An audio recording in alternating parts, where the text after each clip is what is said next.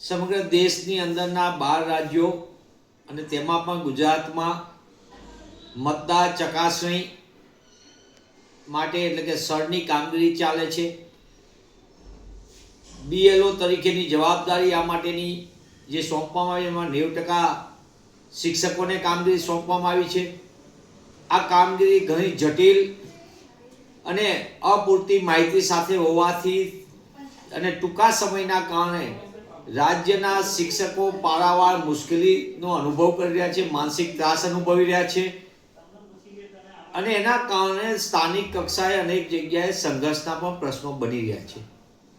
કોંગ્રેસ પક્ષ તરીકે અમે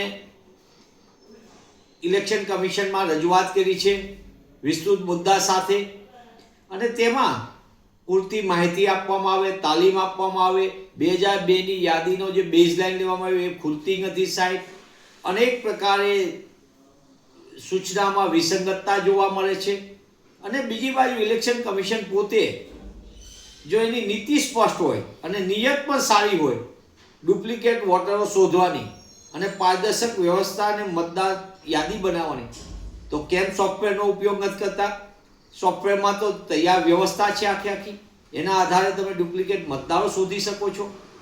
પણ આ દબાણના કારણે ગુજરાતમાં 2 શિક્ષકોએ જીવન ટૂંકાવવું પડ્યું, અંતિમ પગલું ભર્યું છે, જે એના પરિવારે પણ એ બાબતમાં જાણ કરી છે.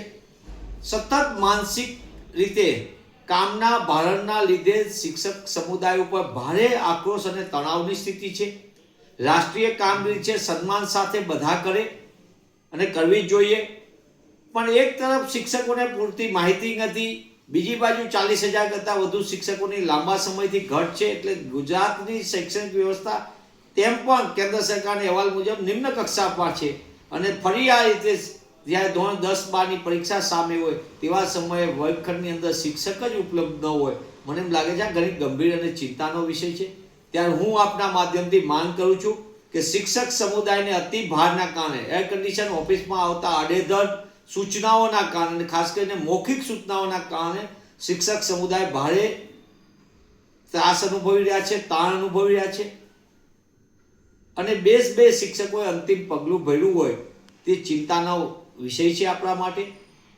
ત્યારે હું શિક્ષક સમુદાયને પણ અપીલ કરું છું જે આ ચકાસણીમાં જોડાયા છે BLO તરીકે, તેઓ ગમે તેવી તકલીફ થાય પણ અંતિમ પગલું ન ભરે.